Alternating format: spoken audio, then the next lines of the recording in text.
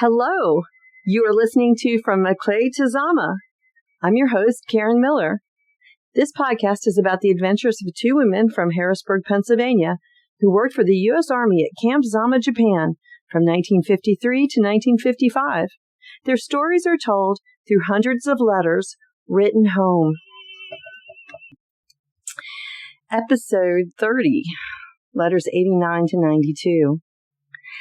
This episode was written the day before the area I live in western North Carolina, was hit with Hurricane Helene. But we did know that something was coming. There are so many things that touch me about these letters. They're almost like hearing Bern's and Peg's voices again. I will confess to the fact that I have voicemail messages on my phone from 2016 and before.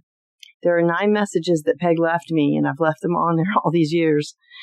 She and I talked at least once a week or more on the phone, and these were the times that she missed me because I was traveling or at school. Yes, I still listen to them when I'm melancholy. I also have recordings of her trying to play her father's song in 2013. We were hoping to save what we could of the melody to be able to use AI at some point to find out the name of it. Although she wasn't absolutely sure, she thought it was a song that her father must have learned to play as a child, and he always played it when he sat down at the piano. It was the first song that he always played. She also learned it as a child and never saw the sheet music for it. It was never called anything in the family but Daddy's song. My mother told stories of John and Peg playing it as a duet during family parties. Even during my childhood, Peg would always play it down in the basement at 3220. And we would sing lots of different songs. She never played that song again, though, when my mother was there, because she did once when my mom was a teenager, right after John's death. And my mom started crying because she thought that John was there. I tried to do some research on that in 2013 with the help of my friend Ben, but we never got an exact answer. It sounds like something out of The Music Man, and that would be the right time period, I think. Maybe I'll play it again for AI now that AI is so advanced and see what I get. I think I mentioned before that I wrote a children's story called Aunt Bern and the Long-Eared Dog about naming a basset hound after Bern when I was a child. She wasn't amused. Now we found out that John had also made up stories for his children about some character named Fred. Bern asked him to write the Fred stories down and give it to her as a birthday gift. If anyone has ever heard of these stories, please let me know. I fear, however, that even if John did write them down, they are now lost to history.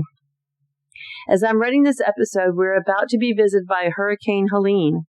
I worry about my baby who's in Atlanta and remember back to Hurricane Hugo, a big event here in North Carolina in 1989, when I was about to give birth to her and worried about family in Charleston and wondering whether I would be able to get to the hospital if I went into labor. The letters have helped me realize that hurricanes, floods, tornadoes, and earthquakes are just part of life. Wish I had figured that out years ago. There have been so many, and I have taken them so personally. Well, let's go to letter 89. From Bern on March 16th, 1954. Hi, folks. 'Tis a beautiful day here at Camp Zama. Spring is in the air. The GIs are playing baseball out in front of their barracks at lunchtime, and even, I suspect, when they are supposed to be policing the grounds or on some other unsupervised activity.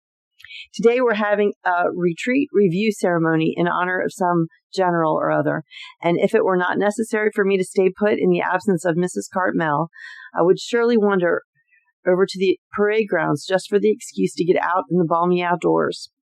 Today, our new special service officer, who is a crisp but businesslike military man from the word go, gave me the top pat on the back, kind of praise, coming from him, that is. He asked me a question. I gave him an on-the-spot answer, which was not complete. It partially satisfied him, but it didn't satisfy me. So I called up some people and looked up a few regulations, and just before he left on a command inspection trip, which will last for several days, I secured the final dope. He gave me a brisk nod and said, "Good, that answers my question, thank you." Man, I won't do with another lick of work for another 6 months. I won't have to do another lick of work for another 6 months. That was high praise coming from the Army. Actually, he's a dream to work for. I wish I were his secretary. He knows what he wants, which makes your task of securing it that much easier. Mrs. C doesn't know from nothing, but I'm supposed to find the answers in thin air. Today is actually the first time in the whole 7 months here that I felt efficient. Sad state. Helen, you wondered whether I'd ever received the magazines. I believe I mentioned them in my last letter, which you would not have received yet when you wrote yours. Yes, I've received several packages of Lutherans, Youth Today's, etc. Thank you so much. I really enjoy reading them almost from cover to cover, and it helps in making me feel still a part of Christian life back home. Chapel here is nice, and the sermons lately have been excellent, but it is rather impersonal. Part of that, of course, is my own fault because I have not entered into choir or Sunday school activities. I still think that is a good idea. It gives me a chance to get my spiritual battery recharged before generating any more energy. Nevertheless, it makes me a spectator. Kind of a left field feeling. You can't change the habits of a lifetime in a minute, you know. Grey Ladies continues to be really interesting and lots of fun. Tonight, both Peg and I, along with quite a few other gals, are going over to be the hostesses at a St. Patrick's Day party. Up until this time, I have not been in on the parties, but I've worked in the personal services division. This includes writing letters, talking with the fellows, wheeling the magazine cart around, playing cards with a bed patient, shopping at the PX for them, wrapping packages. That's a laugh, ain't it? Since at home I always get someone else to wrap the packages for me. Mostly they are just lonesome and want somebody to talk to. Daddy, you who always accuses me of being bashful and backward in a crowd wouldn't know me these days. Man, I can talk about anything from sumo wrestling, the best night spots in Tokyo and Yokohama, to which is the best state in the USA, and what should I send my mother-in-law for her birthday. Someone said, however, that the average educational level of today's American GI is 4th grade. I believe it because do you know what the item is most often asked for on the magazine cart? Comic books. Knowing me and my pet peeve against comic books, you can imagine what I'm muttering to myself as I smile sweetly and scrounge around looking for Buck Rogers, Batman, Little Lulu, etc. Seriously, I think it's rather frightening. Is America's future in good hands at a 4th grade level? Golly, your last letter really was full of problems and people. We've often said, however, that down periods like this one seem to occur simultaneously in our family. I still believe if a chart or graph were made up of our clan's life, the up or good times would be dominant. I still think we are lucky and have much for which to be thankful and happy. Try not to worry about the things you can't actually help, and both of you usually are kind of busy with problems you can help with. I'm really not trying to preach because you certainly don't need to be preached to by me. It should be the other way around. But lately I'm so conscious of the goodness of stateside living compared with what these people or any of the other people of the world know, that our problems seem minimized by comparison. I get so damn mad at some of the old-timers over here, people who have lived off the fat of the American occupation in the good old days when everything was free, and who now go around crying the blues about the state of things in America and how they are afraid to go home, etc. If you ask me, they're mighty poor Americans. I went to 2 parties last week, both of them here at the Zama Officers Club. One was a sayonara for a gal we know. The other was a Marine jet fighter squadron party to welcome some new pilots. Both were fun, but at long last I've come to the sad conclusion that I came over here too late in life. I am not essentially a party girl. On occasion, a party is fun, but I would rather be doing things like going to a concert or a play or a hockey game, etc. At home, there are plenty of men, but nothing much to do except go to the same few places to dance. Unfair distribution, that's what I calls it. The money order enclosed should cover the April insurances plus the balance in the bank, okay? By the way, the yellow sweater is real pretty, but miles too big. Haven't yet decided what to do about it. Thanks for the food. Kiss Nene and Marky for me, even if you have to catch Marky first. And don't you dare let them grow up too fast. Try to hold down Nancy, too. She has plenty of time to be a glamour girl. Takusun love to you both, Bern-san. Letter 90 from Peg. March 19th, 1954. Camp Zama. Dear Mother and Daddy, I hope I have enough time to dash off a few lines to you while the colonels are in the general's office. I just want to tell you that I finally sent my income tax return. The major in JA fooled around with the figures, and somehow or other he made it so I get back $6.10 instead of paying any money. I was all wrong, I know, when I thought I'd have to pay tax on all the money I received from the sale of the house, because I'm entitled to deduct expenses of the sale, etc. So if he said it's okay, who am I to argue? I got a letter from Jim yesterday, and he was most PO'd with me. He started out, I thought I told you to forget about the house. He sent me some receipts and papers, etc., and said, you can just battle it out for yourself. Lots of luck. I filled it in with my name now instead of Cameron, so I guess they won't catch up with him. I hope not, but why does he always have to feel that he must beat people out of things? I met a Marine second lieutenant last night through a couple I've known for quite a while. He wanted someone to take to the dance, a formal, tomorrow night at the Golden Dragon. So Pete gave him my number, and the four of us had dinner together last night. He's nice, but I feel like his mother because he seems so young. Anyhow, no one's as much fun as Red Dog. From now on, I'm not accepting any more blind dates. So the weekend goes something like this. Tonight, one of the gals is having a birthday party, and the Red Dog is supposed to call me for it. Tomorrow night, it's the dance. Wish I had more enthusiasm for it. Sunday, some of us gals are going to some island somewhere and take pictures. Sunday night, Bern has a date with Beener. She's really a card, and we're great buddies. I had to sit in the inner sanctum Wednesday afternoon. It wasn't too bad. I just had to make a lot of phone calls for him. I'm sure glad I don't have to do that job. We had a St. Patrick's Day party down at the hospital on Tuesday night, and everyone had loads of fun. I look forward to Grey Lady work now because most of the boys appreciate it so much. I sold my organ for $25. I never play it, and it's falling apart, so I wouldn't have brought it home with me anyhow. The girl I sold it to was tickled to death to buy it, and I'm $25 to the good. I would have to keep it, but the varnish is coming off, and some of the keys don't play so well anymore. No other news. But I wanted to tell you about my income tax. Take care of yourselves and have fun. Love, Peg. Letter 91, March 22nd, 1954, Camp Zama. From Peg. Dear Mother and Daddy, I sure get a charge out of your letters. You two seem to be having real good times with your canasta playing and TV viewing. But don't you dare change one stick of furniture when we're away, even if it doesn't look like Pollock's.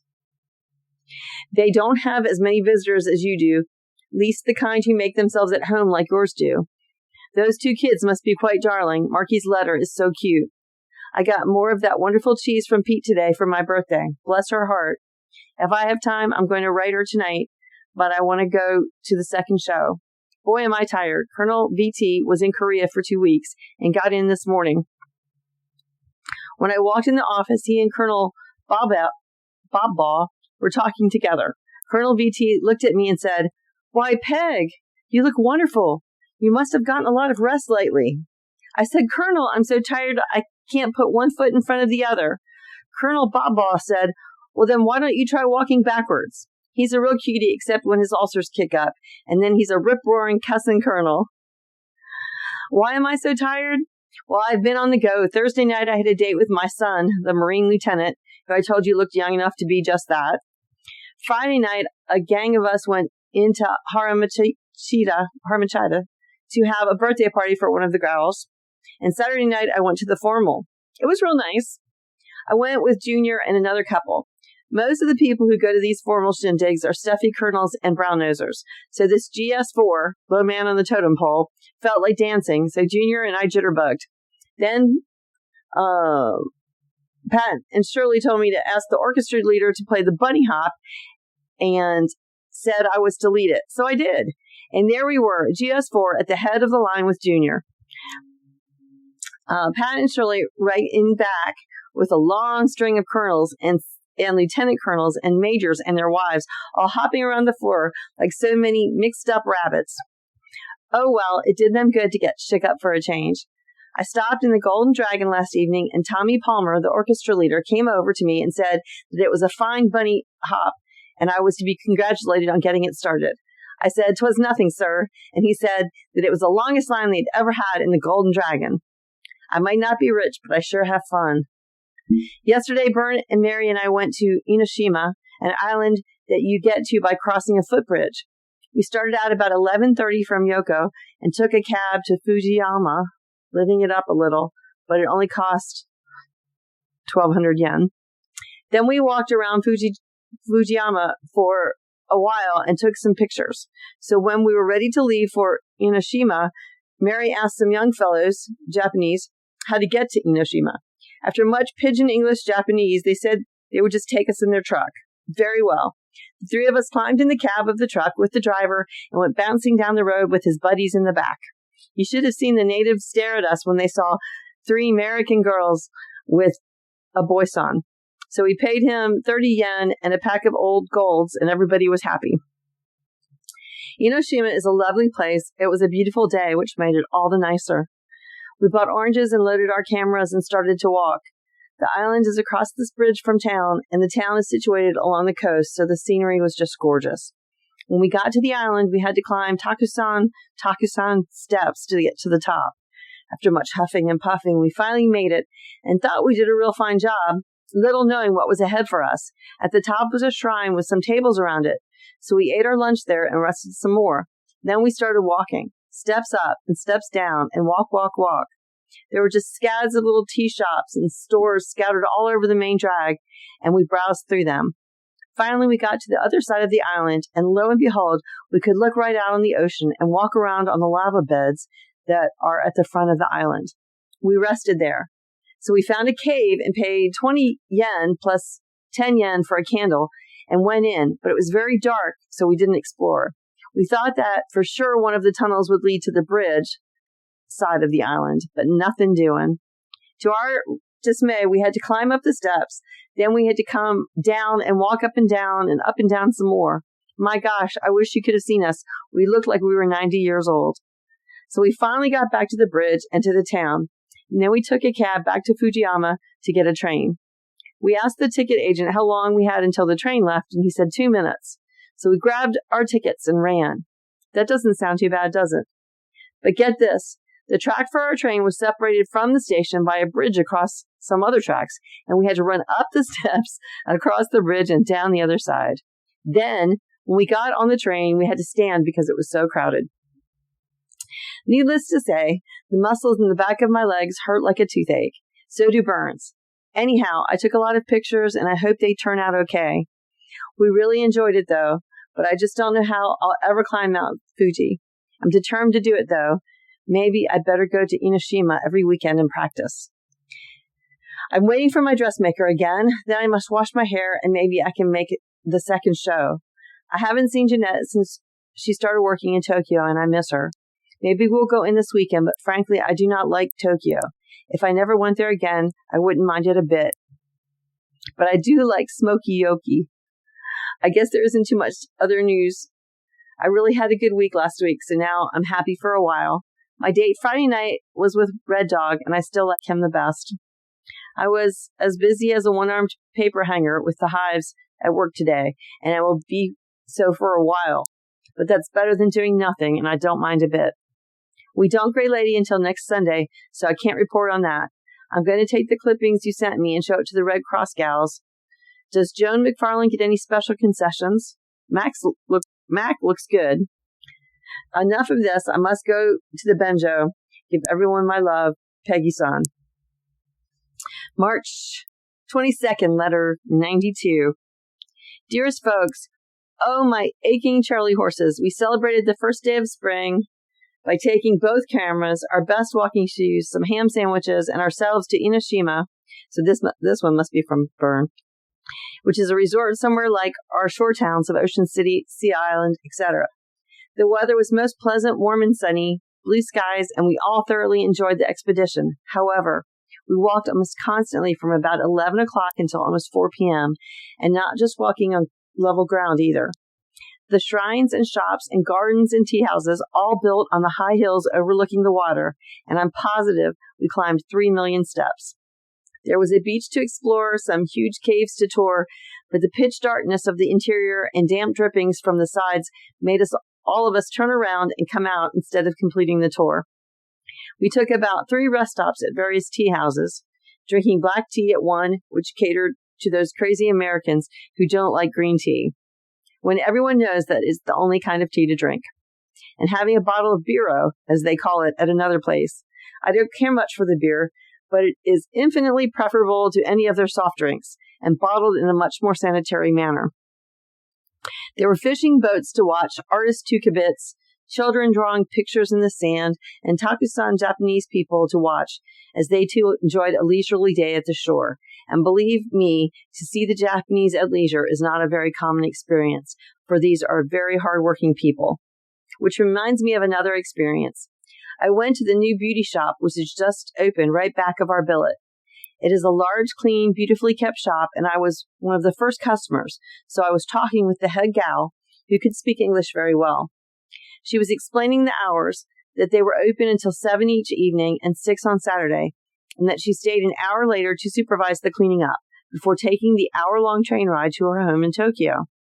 I made some comment about never having any time for fun, and she simply looked at me blankly as if it never occurred to her that she should have time for fun.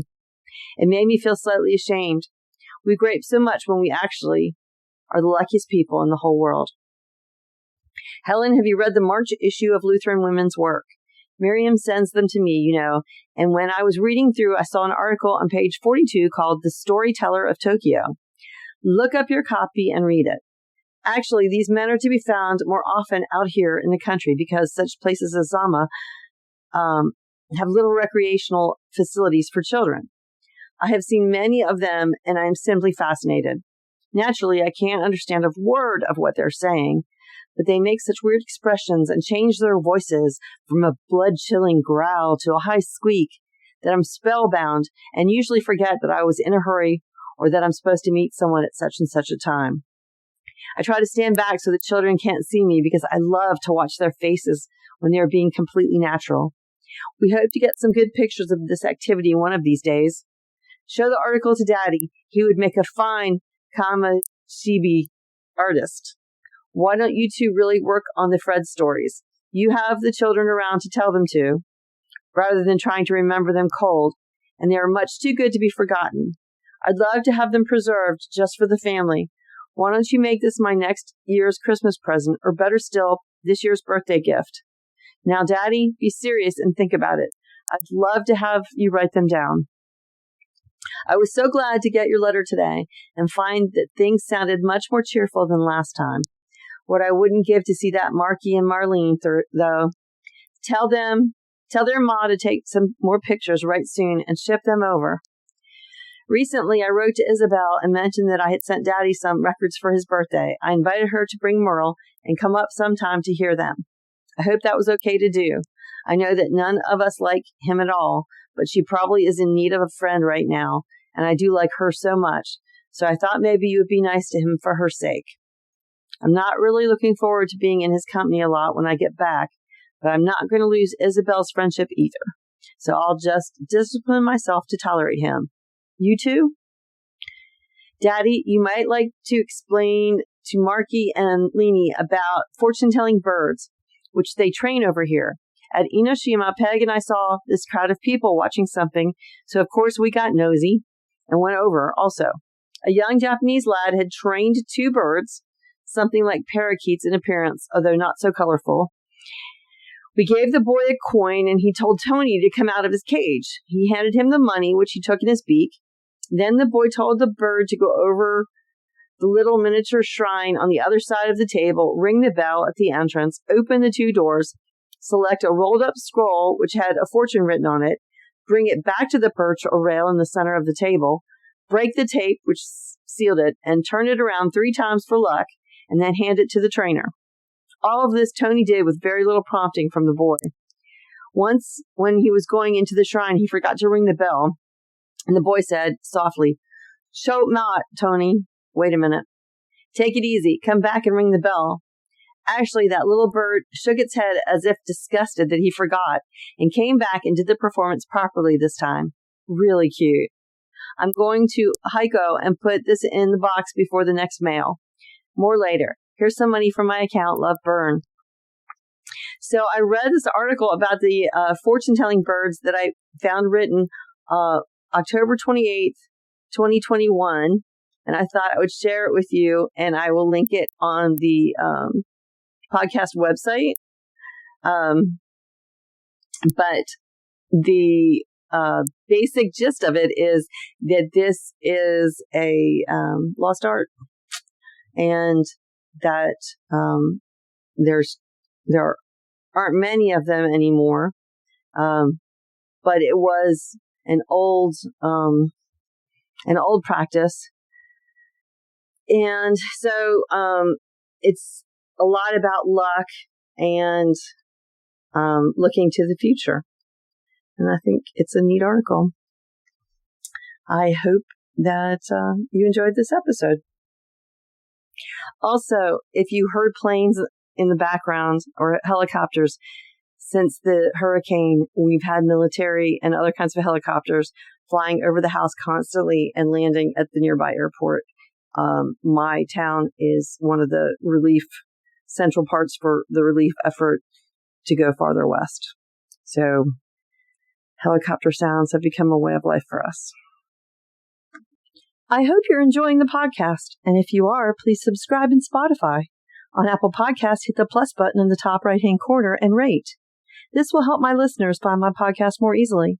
You can access the show's website at www.FromMcClayToZama.com, where I posted photos and links from the episodes. The podcast is now available on iHeartRadio, Pandora, Patreon, and Amazon as well. New episodes will be available each Friday morning. The letters were written by my aunts Bern and Peg, transcribed by me. I write and record the show and have created the artwork and original music. Our producer is Zeke, our sound engineer is intern Sylvie, and the security is provided by intern Frey.